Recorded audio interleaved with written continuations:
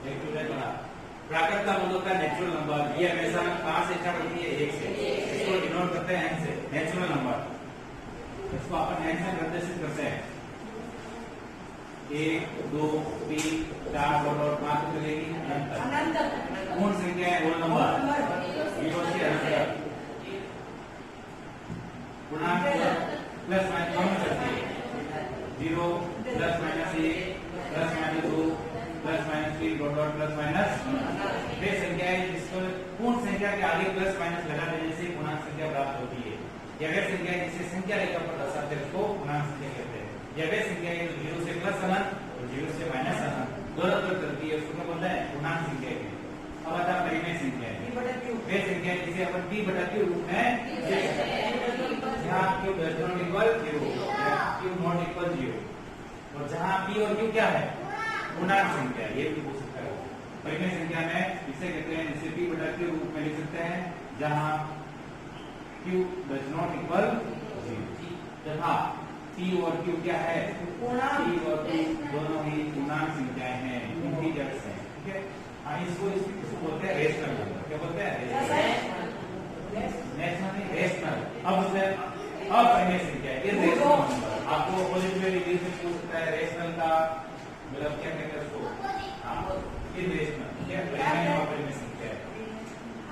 अब इधर यदि इसको वे संख्या है जिसे p बटा q रूप में नहीं दे उसको अपरिमेय संख्या कहते हैं। जैसे √2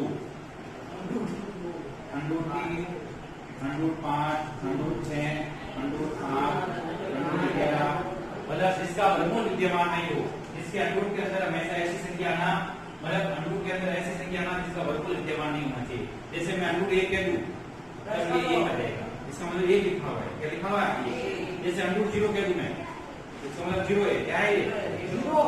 अभी आप ये देखना 1 2 नहीं आएगा। जैसे √4 भी क्या लिखा हुआ है? इसका मतलब 2। √9 का मतलब क्या है? मतलब ये संख्याएं अपरिमेय नहीं है। क्यों नहीं है? क्योंकि इसका वर्गमूल विद्यमान है। क्या है? वर्गमूल विद्यमान। 1 का 4 का 2 होता है, √9 का मतलब कितना होता है? 3। तो ये इसके अंदर नहीं आएगी। इसके अलावा जो भी संख्याएं हैं जैसे √6 लिख दिया, √6 किसमें आएगा? अपरिमेय में आएगा। समझ गए? अब ये संख्याएं वे संख्याएं जिसमें या 1 का भाग आता है या 0 का भाग आता है। इसका उनका वास्तविक संख्या में जो सिंपल है, सब संख्या वास्तविक है। परिमेय और अपरिमेय संख्या के समूह को वास्तविक संख्या कहते हैं। समूह कोई भी संख्या लिखो, 1 है 2 है 3 है √2 है √5 है, सब ये इसी में आ जाएगा। 1 बटा 2 आ जाएगी, 3 बटा 5 परिमेय संख्या में बटा होता है।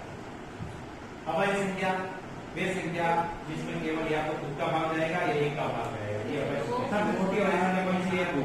फ्रैक्शन में बार पता चलता है सबसे छोटी अभाज्य संख्या कौन सी है? तो लिखेंगे 2 है। सबसे छोटी अभाज्य संख्या कौन सी है? 2। फिर रहेगा 3, फिर 5 7 9 नहीं है 11 सीधा, फिर 13 17 14 नहीं है 15 नहीं है 18 19 2 2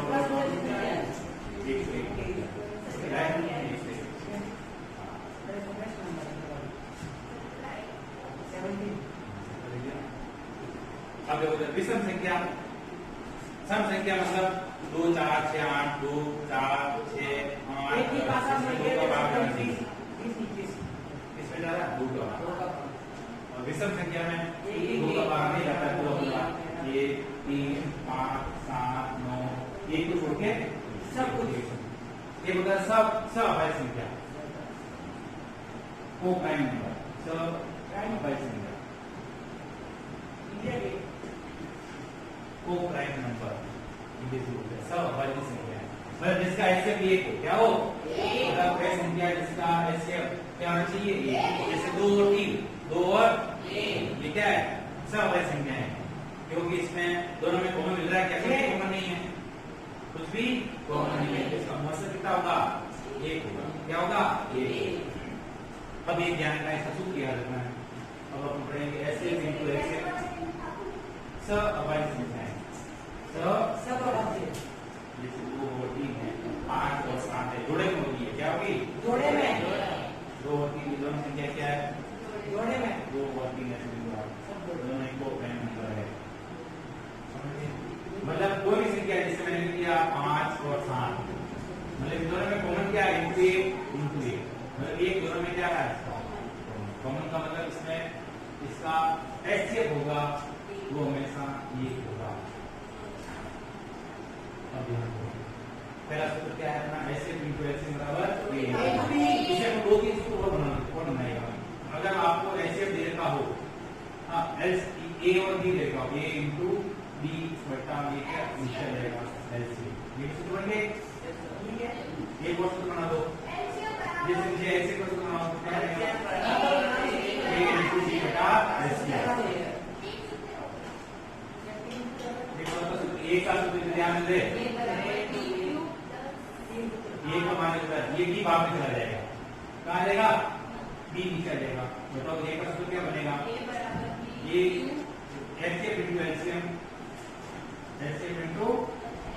ये ध्यान रखना ये गुणांक नीचे का जाएगा बी का सूत्र बताओ बी बराबर ये इसी जगह जाएगा ये नीचे चला जाएगा एलसीएम इंटू एलसीएम बराबर या तो आप ये सभी सूत्र याद रखें या हम आप पहला सूत्र याद रखो बाकी वाले सूत्र याद रखने की जरूरत नहीं है क्योंकि हम सभी मान इस तरह करेंगे तो जो याद करना होगा अपन निकाल लेंगे इसको उतार लो सूत्र उतार लो जो नया है वो ये साइड में उतार लो किसी भी संख्या का यूनिट नंबर इकाई नंबर अगर 0 हो 2 हो 4 6 8 तब 2 का भाग लगाएंगे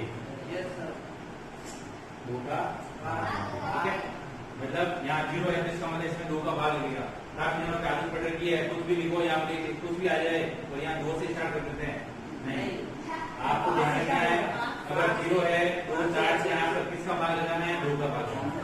यदि इकाई के पीछे 5 है तो पहले 3 का ट्राई करो फिर 5 का ट्राई करो ठीक है पहले आप 3 का ट्राई करो 3 का हमारा इसको बोलते हैं ट्राई मेथड ठीक है आपने ज्ञान में जब आप समीकरण सॉल्व करेंगे तब आप यूज करेंगे इसको 10 क्लास में ठीक है ट्राई मेथड सीधी से किसी भी समीकरण को संतुलित करना बैलेंस करना वहां आप सीखेंगे मतलब यहाँ की जैसे 5 है तो आप पहले इकाई मान की फिर 5 का भाग लगाएंगे।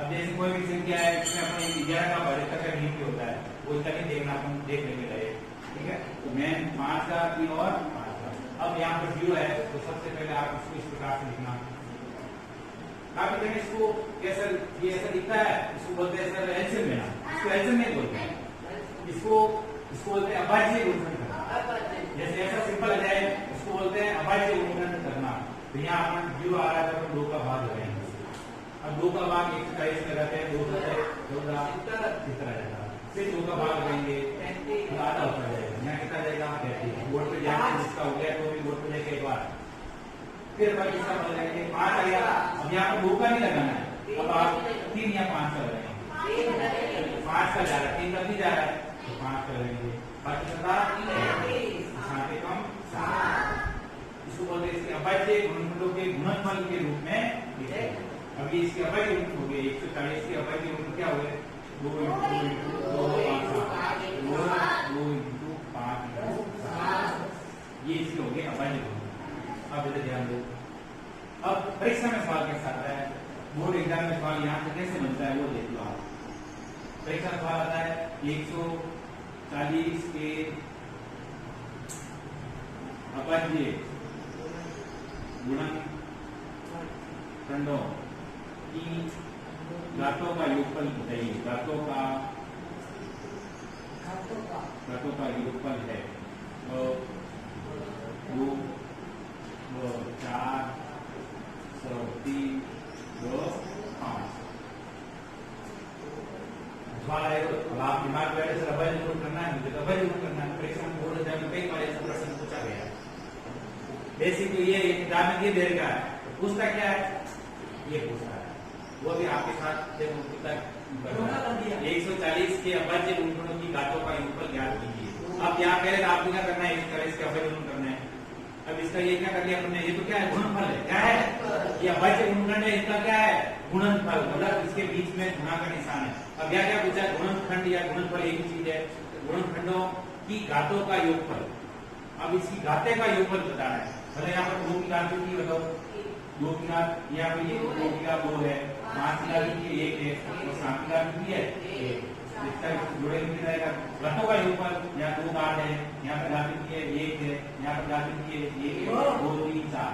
ऑप्शन कौन सा राइट हो गया? वैसे में ऐसे कुछ आता है एक बार तो आप याद लगाए तब तो ये ठीक है। क्या ऐसा है इसकी गुणनखंड क्या है? तब ये ऑप्शन ये होगा 2 4 2 × 5 4 1 × 7 4 तब तो वो राइट हो जाएगा। अब पूछा है गुणनखंडों की घातों का योगफल, घातों का योगफल मतलब ऊपर वाले घातों का योगफल करना है। कितना जाएगा? 2 3 और 4। यहाँ आंसर में क्या आएगा? 4 आएगा। परीक्षा में ऐसे आता है तो अभी तो आपका एक नॉलेज रखना दिमाग में, ये है इसका प्रश्न अपना यहाँ तक है, यहाँ पे इसको कर लेना। या इसको थोड़ा सा और स्टैंडर्ड लिखना चाहते हो 2 की घात तो 2 × 5 × 7 ये देखना ऑप्शन है। निकालो इसको।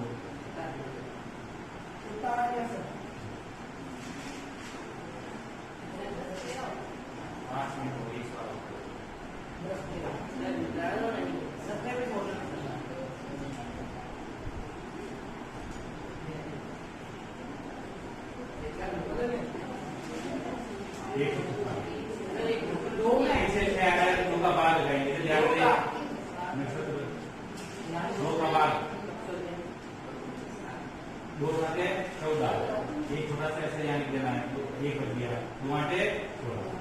फिर 2 का भाग बनाएंगे तो क्या 6 गुणम 18। अब 3 का जाएगा फिर से 9 आ रहा है 3 का कर लो फिर हम 3 का कर लो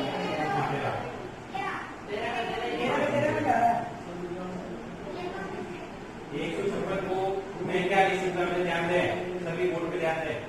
156 2 2 3 13 2 × 2 × 3 × ये इसके अभाज्य गुणनखंड इसको बोलते हैं अभाज्य गुणनखंड का गुणनफल रूप।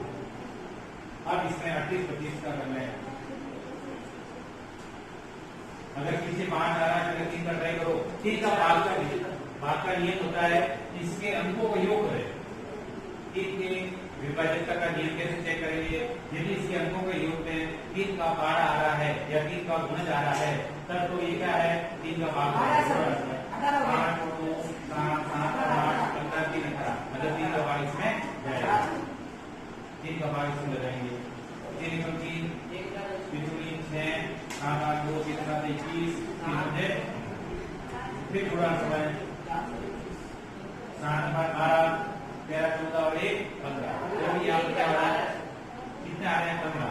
तो 3 की केंद्र में 15 आता है तो 3 का भाग लगाएंगे 3 × 12 3 6 3 बजे फिर 3 का देखो 5 और 2 7 4 11 3 का नहीं जाएगा क्योंकि योग क्या आ रहा है? 3 के गुणज में नहीं आ रहा। अब अपन 5 का लगाएंगे 5 वाटे 40 2 बज गए 25 अब हम लोग 5 का लगाना है 5 में 5 3 बज गए 17 का एकदम 17 एक अवश्य संख्या है 17 का ही है। अब इसको कैसे लिख सकता हूँ मैं? 25 25 3 8 3 3 5 5 7 3 × 3 × 5 × 5 × 17 7 नहीं ये इसका अवश्य संख्या या इसको आप ऐसे भी लिख सकते हो। कई बार घातों में लिखा है 3 की घात 2 × 5 की घात 2 × दोनों योग राइट है। 5 है 5 का देखो इधर किसका जाएगा बताओ? सबसे पहले 5 का 1 0 0 1 इसके बाद किसका जाएगा? हमेशा देखो अब आपको क्या करना है? जैसे 5 का चला गया फिर आप 7 का ट्राई करो फिर आप 11 का ट्राई करो फिर 13 का ऐसे इसका किसका जाएगा? 7 का देखो 7 1 7 3 बज गए 7 2 28 30 2 बज गए 7 या 21 1 4 3 आ गया। ठीक है अब किसका जाएगा? 7 के बाद 9 का नहीं जा सकता है 10 11 का 11 का 11 12 का 2 जा रहा है क्या? 12 13 14 3 बज गए 3 बजे ना 11 33 फिर 13 का 13 एक बार चला गया 13 का 13 इसके क्या आ गया? 5 के 5 को निकल इसका 5 × 7 × 11 × ये इसका इसमें सबसे पहले किसका जाएगा? 17 थोड़ा अलग सवाल है, अलग है। अगर आपसे करा हुआ होगा एक बार तभी आएगा इसमें। 17 पहले आप इसका 17 का भाग लगा देंगे सीधा, क्योंकि 2 का नहीं जा रहा है इसमें, 3 का भी नहीं जा रहा है, सीधा 17 का जा रहा है। तब तक आप खुद जाएंगे या रहेंगे फिर उसको रख देंगे। करा हुआ सवाल है तो आपको सीधा पता रहेगा क्या करेंगे, किसका भाग लगेगा इसमें 17 का। 17 में लो कितनी बार जाएगा 5 ज्यादा जाएगा तो 68 कितने बचेंगे, सीधा सीधा जो क्या बच गए 5 पीछे से 37 कितनी बार जाएगा 67 68 ज्यादा जाएगा 37 51 कितने बच गए 11 7 119 11 बच जाएंगे तो 119 चलेगा।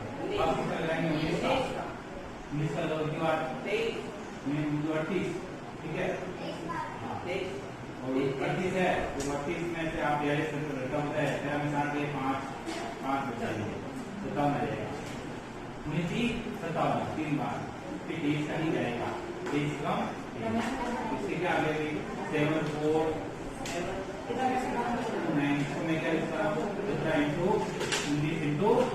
इस प्रकार से सवाल को